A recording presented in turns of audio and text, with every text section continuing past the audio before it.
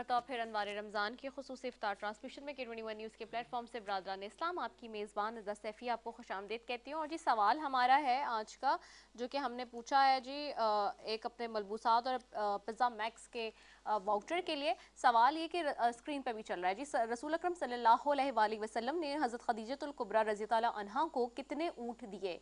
Option 1 10, option 2 20, option 3 30 और option 4 40। तो ये आपके पास है स्क्रीन पर चल रहा सवाल और आपने जो है जल्दी जल्दी जवाब दे दें क्योंकि अब टाइम ख़त्म हो रहा है, बिल्कुल 10 मिनट रह गए हैं। अगर कोई कॉल है तो अगर कोई कॉल है तो मुझे देना बेटा ताकि जल्दी से हम इसके जवाब लें और फिर सवाल के ऊपर हम बताएं। 0213413441 हमारा 0213413441 हमारा नंबर है जी। और इस पर आप कॉल करके हमें जवाब दे सकते हैं। 0213413441 नंबर है और इस पर आप हमें कॉल कर सकते हैं और इस पर आप जवाब दे सकते हैं। तो मैं ज़रा वापस आती हूँ जी अब गुफ्तगू पे मौजू जो हमारा है उसके ऊपर। अच्छा टाइम कितना है जी मेरे पास? ओके 10 मिनट रह गए हमारे पास अभी कंटेंट के लिए जी। मजीद क्या वहाँ पर किचन 10 से 15 मिनट है। अच्छा जी अब बात हम कर रहे हैं हज़रत खदीजतुल कुबरा के हवाले से। तो एक चीज़ जो कि बहुत इम्पॉर्टेंट थी वो ये कि जैसे कि अभी मुफ्ती साहब भी बता रहे थे कि जितना भी कुरैश के तिजारत करने वाले लोग थे यानी कि बिजनेसमैन थे, तिजारतकार थे, उनसे ज़्यादा जो है वो आपके पास माल था। और उसकी यहाँ से मिलती है मिसाल कि चूँकि आप दुनिया से जो है काफ़ी जब आपकी दो कहीं एक बताया जाता है, रिवायत में है कि जी शादियों के हवाले से रसूल अकरम सल्लल्लाहु अलैहि वसल्लम से पहले, तो उसके बाद वो अपनी जो अयाम खलवत गुजार रही थी वो कभी अपना कुछ वक्त खाने काबे में गुजारती थी, कुछ वक्त उस ज़माने के मोअज़्ज़िज़ काहिना औरतें जो थी उनमें सर्फ करती थी और उनसे ज़माने के इनकलाब पर वक्तन फ़वक्तन बात और बहस भी करती थी। कुरैश के जो बड़े बड़े सरदार थे उन्होंने निकाह के पैगामात भी उन्हें भिजवाए लेकिन उन्हें सब रद्द कर दिए थे क्योंकि पै दर पे सदमात ने उनकी तबीयत दुनिया से उचाट कर रखी थी। उनको कोई शख्स पे भरोसा नहीं था, उनको कोई शख्स समझ में नहीं आता था। और रसूल अकरम सल्लल्लाहु अलैहि वसल्लम चूँकि सादिक़ और अमीन थे, हर एक को पता था क्योंकि जब नबूवत का भी ऐलान होता है करते हैं आप और जब बताते हैं और लोग आए इसी उसमें सबसे ज़्यादा कि रसूल अकरम सल्लल्लाहु अलैहि वसल्लम कभी झूठ नहीं बोलते थे और हर शख्स उनकी इस बात की गवाही देने के लिए वहाँ पर तैयार था। तो जब उनको इतने लोगों ने पैगामात भिजवाए तो उन्होंने इनकार कर दिया, उन्होंने मना कर दिया और उन्होंने अपना कारोबार और तिजारत ही नहायत ऐसे तरीके से जारी रखा। और उस वक्त उनकी जो तिजारत थी वो एक तरफ शाम में फैली हुई थी और दूसरी तरफ यमन में वसी कारोबार वो चला रही थी अरब के साथ साथ। मतलब आप सोचें कि कितना बड़ा उनका कारोबार था। और यहूदी, ईसाई, अरब, मुलाजिम और ग़ुलामों पर मुश्तमिल उनकी एक बहुत बड़ी टीम थी, बहुत बड़ी। और उनकी चूँकि ख़ुद बहुत काबिल फ़हम थी, उनके अपनी भी दयानतदारी और तदब्बीर के हवाले से चूँकि वो बड़ी काबिल फ़हम थी ख़वातीन में, तो इस वजह से भी उनका जो कारोबार था वो तरक्की कर रहा था। और उनकी नज़रें एक ऐसे शख्स पर थीं मतलब की तलाशी थी जो बेहद काबिल ज़हीन दयानतदार हो ताकि वो अपने तमाम मुलाजमीन को उसकी कारकर्दगी में तिजारती काफ़िलों के साथ भेजा करें। और तब फिर रसूल अकरम सल्लल्लाहु अलैहि वसल्लम उनकी ज़िंदगी में आते हैं। और सरवर कायनात सल्लल्लाहु अलैहि वसल्लम ये वो ज़माना था कि पाकीज़ा अखलाक और सिफ़ात का चर्चा मक्के के घर घर में फैला हुआ था, जैसे कि मैंने अभी आपको आगाज़ में बताया। तो जब वो फिर शामिल होते हैं क्योंकि उनका सादिक और अमीन का लक़ब था, उनकी दयानतदारी सलीक़ा शारी की बदौलत तमाम मुसलमान जो है वो बड़े ही ज़्यादा जो है वो उनसे मुतासिर थे और हमेशा उनके हवाले से बात करते थे कि अगर अरब में और मक्के में कोई शख्स है, मदीने तक उनकी बात गई हुई थी कि कोई शख्स है दूर दूर तक, तो वो नबी पाक सल्लल्लाहु अलैहि वसल्लम थे। तो मैं वापस आती हूँ मुफ्ती साहब की तरफ। मुफ्ती साहब ये जो हमने देखा कि हम आजकल कहते हैं ना कि जी झूठ और ये की भी हम बात कर लेते हैं, इससे यहाँ से ये भी हमें सबक मिल रहा है। कहते हैं कि जी झूठ बोल दिया, थोड़ी सी खयानत कर, कोई बात नहीं, चल जाता है, कुछ नहीं होता, माल ही तो था जो बेच दिया। लेकिन माल के हवाले से भी और इंसान की अपनी पर्सनालिटी के हिसाब से भी बार बार बताया जा रहा है कि वो खुद भी कैसी थी और फिर वो किस तरह से नबी पाक सल्लल्लाहु अलैहि वसल्लम की सीरत थी कि किस तरह वो फिर, चूँकि कहते हैं ना कि वो कुरान में भी है कि अच्छी औरतों के लिए अच्छे मर्द हैं और बुरी औरतों के लिए बुरे मर्द, या बुरे मर्दों के लिए बुरी औरतें। तो ये बात भी है कि हम जैसे ज़िंदगी में हम सोचते हैं कि नहीं जी, हम कभी कभार बहुत कंप्लेन करते हैं, नहीं हमारे साथ ये हो गया वो हो गया, मैं क्योंकि कॉमन ज़िंदगी की ज़्यादा बात करती हूँ, तो वहीं से बात नज़र आती है कि आपका अपना जो अमल है वो कैसा है। आपका अपना अमल अच्छा होगा तो आपको अच्छा मिलेगा, आपकी नीयत अच्छी नहीं होगी तो आपके साथ भी अच्छा नहीं होगा। क्या फिर इसको हम इस तरह भी देख सकते हैं? जी, ये ज़माने जाहिलियत के अंदर भी हज़रत खदीजतुल कुबरा रज़ियल्लाहु ताला अन्हा का एक लक़ब था ताहिरा। ये उनका लक़ब मशहूर था, यानी नाम तो खदीजा था लेकिन लक़ब मशहूर था। ताहिरा का मतलब ये है यानी पाकीज़ा खातून, तहारत वाली खातून। अब वो अपने ज़ाहिरी अमाल के एतबार से भी ताहिरा कहलाती थी, बातनी एतबार से भी ताहिरा कहलाती थी, और इसी तरह अपने कौल और फ़ेल और अपने तमाम मामलात के अंदर आप ताहिरा और पाकीज़ा थी।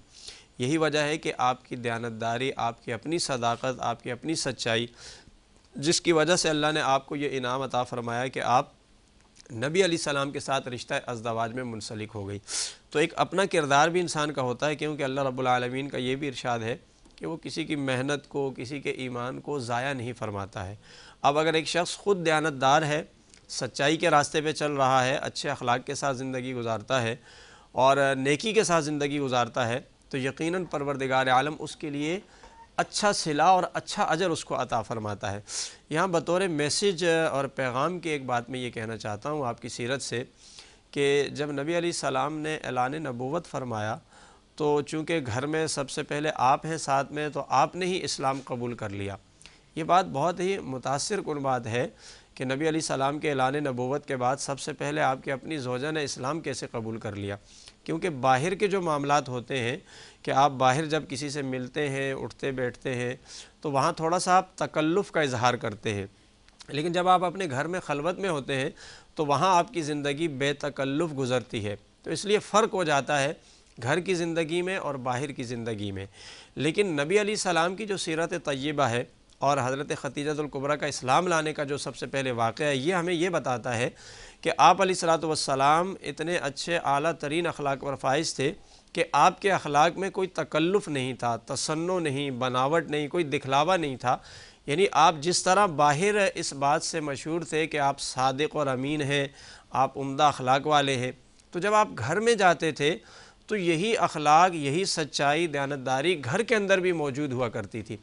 यही वजह है कि जब आप अलैहिस्सलाम ने ऐलान नबूवत फ़रमाया तो सबसे पहले हज़रत खदीजतुल कुबरा ही ने इस्लाम कबूल कर लिया, क्योंकि उन्होंने बहुत करीब से आपको देख लिया कि आप बाहर और घर के अंदर, आप जलवत में, खलवत में, तमाम जगहों पर आप यकसा हैं, यानी कोई बनावट नहीं है, कोई तसन्नो नहीं है। आम तौर पर तो ऐसा होता है कि सारी दुनिया अगर आपकी मोतक़िद बन जाती है, आपसे अक़ीदत रखती है, लेकिन बीवी अपने शौहर से कोई अक़ीदत नहीं रखती है, क्योंकि वो अपने शौहर के साथ रिश्ता जो रखना चाहती है वो मियाँ बीवी की हैसियत से रखना चाहती है।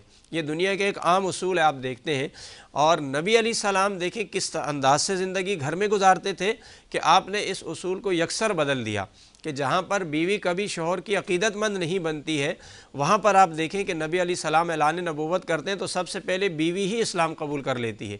तो ये वाली जो बात है बहुत मुतासिर कुन है और ये सीखने वाली है कि हम जब बाहर होते हैं तो उस वक्त हम तकल्लुफ़न कुछ और अंदाज से रहते हैं, जब घर में जाते हैं तो फिर हमारी तबीयत कुछ और अपनी आदत के मुताबिक रहते हैं। तो हमें अपनी आदत और मिजाज को इतना उम्दा और अच्छा बनाना चाहिए कि जिस तरह बाहर तकल्लुफ़न अच्छे रहते हैं तो घर में भी हमारा रवैया वही हो जाए। इसी तरह ये बात भी सीखने वाली है कि नबी अलैहिस्सलाम जब घर में तशरीफ़ लाते थे तो आप अपनी अज़वाज के साथ जहाँ मोहब्बत भरा अंदाज़ होता था, वहीं उनकी दिलजोई के लिए काम काज में हाथ भी बिठा दिया करते थे। यानी ये भी एक मोहब्बत का इजहार था, एक तरीक़ा था। तो इस तरह हमें ये बात भी सीखनी है कि जब हम बाहर मोहब्बत का इजहार करते हैं तो जब अपने घर में जाएं तो वहाँ भी हुस्न अखलाक उम्दा होना चाहिए, वो भी आला होना चाहिए, ताकि हम हकीकी तौर पर अल्लाह रब्बुल आलमीन का जो करम है, उसकी रहमत है, उसको हासिल करें और नबी अलैहिस्सलाम की सीरत के मुताबिक ज़िंदगी गुजारने वाले लोग बन जाएँ। बिल्कुल, बहुत बहुत खूबसूरत अंदाज में मुफ्ती साहब ने बताया। बिल्कुल, और मदर ऑफ बिलीवर्स जिनको कहा जाता है, इसलिए क्योंकि सबसे पहले दीन इस्लाम में दाखिल होने वाली खातून थी। और आपने, जैसे कि मुफ्ती साहब ने भी बताया, आपने अपने अमल से दिखाया कि देखिए कि अगर मैं ख़ुद सबसे पहले इस्लाम कबूल करूँगी तो बाकी ख़वातीन और सबको बुलाऊँगी ना इस्लाम की तरफ। तो उन्होंने सबसे पहले कबूल किया और फिर लोगों को दिखाया और बताया भी कि किस तरह से अल्लाह का दीन आ गया है और अब जौक दर जौक इसकी तरफ चल पड़ो। और उनकी भी पर्सनालिटी ऐसी थी कि लोगों ने जब उन्होंने ख़वातीन में इस दीन इस्लाम को कबूल किया तो लोगों ने उनको भी देख के फ़ौरन से बिलीव किया, क्योंकि वही वाली बात है ना कि आपका अमल अच्छा होगा तो लोग आपसे मुतासिर होंगे और आपकी बात को सुनेंगे कि सही और गलत क्या है। अगर आप खुद ही गलत करते रहेंगे, सही नहीं करेंगे और दूसरों को उसकी तरगीब देंगे कि जी सही करो गलत ना करो, तो कौन सुनेगा। तो अमल से बनती है ना, वो कहते हैं ज़िंदगी जहन्नुम भी है जन्नत भी, तो दोनों चीज़ें अमल से होती हैं। या तो अपनी ज़िंदगी जिस तरह भी गुजार लें।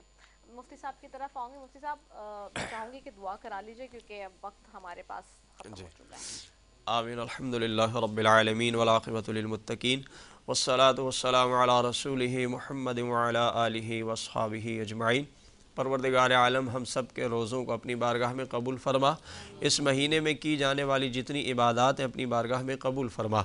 या अल्लाह इस बाबरकत महीने की रहमतें बरकतें हम सब को नसीब फरमा। इस महीने को हमारे लिए बख्शिश का, मग़फ़िरत का और निजात का ज़रिया बन। या रब्बल आलमीन इस माह मुक़द्दस के सदक़े से मुल्क पाकिस्तान के हाल पर रहम फरमा। इस मुल्क को माशी तौर पर इस्तेहकाम अता फरमा। इस मुल्क के अंदर अमन मोहब्बत कायम फरमा, सलामती को कायम फरमा। हमें नेक आदिल हुक्मरान अता फरमा। अफ़वाज पाकिस्तान की हिफाजत फरमा। इस मुल्क में बसने वाले तमाम अक़वाम, तमाम लोगों के दरमियान मोहब्बत और उल्फ़त पैदा फरमा। परवरदिगार आलम हम सब के ईमान की हिफाजत फरमा। हमें ईमान की सलामती के साथ ज़िंदगी अता फरमा। हम सब का ख़ात्मा बिलखैर ईमान पर फरमा। हमारे जितने मुसलमान भाई परेशान हाल उनकी परेशानियों को दूर फरमा। या रब्बल आलमीन हज़रत उम्मुल मोमिनीन हज़रत ख़तीजतुल कुबरा रज़ियल्लाहु ताला अन्हा जिनका आज ज़िक्र खैर हुआ, या अल्लाह उनके ज़िक्र खैर की बरकत से हम सब पर अपना रहम फरमा। या अल्लाह उनकी सीरत से हम सब को सीखने की तौफ़ीक़ अता फरमा। परवरदिगार आलम हम सब पर अपना फ़ज़ल और करम फरमा। वसल्लल्लाहु तआला अला खैर खल्क़िही व नूर अर्शिही व ज़ीनत फ़र्शिही मुहम्मद व अला आलिहि व अस्हाबिहि अजमाइन बिरहमतिका या अरहमर राहिमीन। आमीन या रब्बुल आलमीन। रब ताला हमारी सबकी तमाम जायज़ हाजात और दुआओं को कबूल फरमाए। यही दुआ है रब ताला से और आप लोगों से भी यही है कि ये चूँकि वक्त बहुत प्यारा होता है, इस वक्त रब ताला हमारी सारी दुआएं सुनने के लिए बैठा होता है डायरेक्टली, और बहुत खूबसूरत ये सातें और घड़ियाँ होती हैं। इसमें कोशिश करें कि जो रब से मांग लें वो मांग लें और अपने गुनाहों की तौबा ज़रूर कर लीजिए। न जाने जाने में हमसे कौन से गुनाह है हमें नहीं पता, लेकिन अल्लाह बख्शने वाला है, वो गफूर और रहीम है। लेकिन याद रखें जल्ला जलालुहु भी है साथ में, तो इसलिए उससे पनाह मांगे, उसके गज़ब से यानी कि पनाह मांगे और उसकी हिदायत की जो रोशनी है वो तलब करने की कोशिश करें। बहुत शुक्रिया मुफ्ती वसीम सादिक बंदगी साहब आपका, नात ख़्वाह हमारे साथ यहाँ पे थे आमिर कादरी आपका बहुत शुक्रिया। राहत अली साबरी की तरफ चलूँगी और आखिरी इसी कलाम से इख्तिताम की तरफ जाऊँगी। ज़िंदगी रही तो कल फिर आपसे मुलाकात होगी। अस्सलाम वालेकुम व रहमतुल्लाहि व बरकातुहू।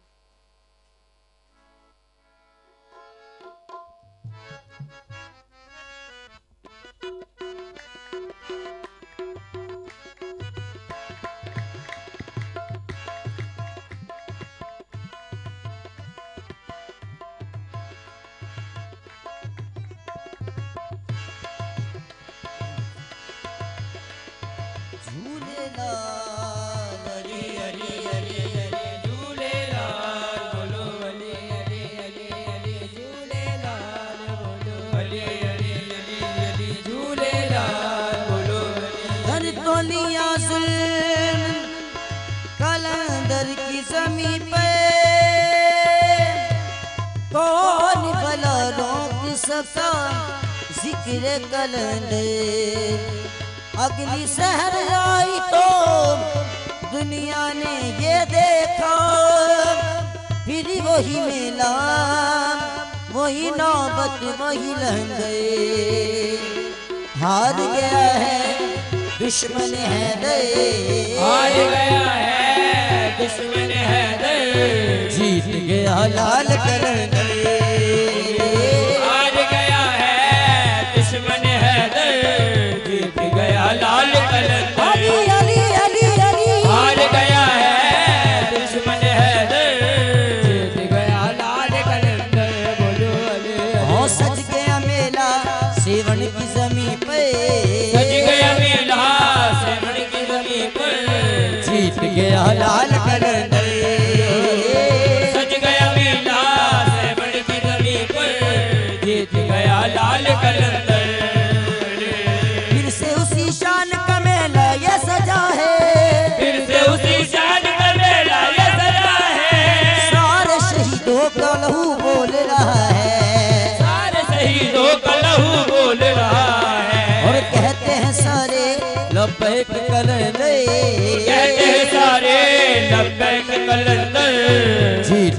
लाल कलंदर।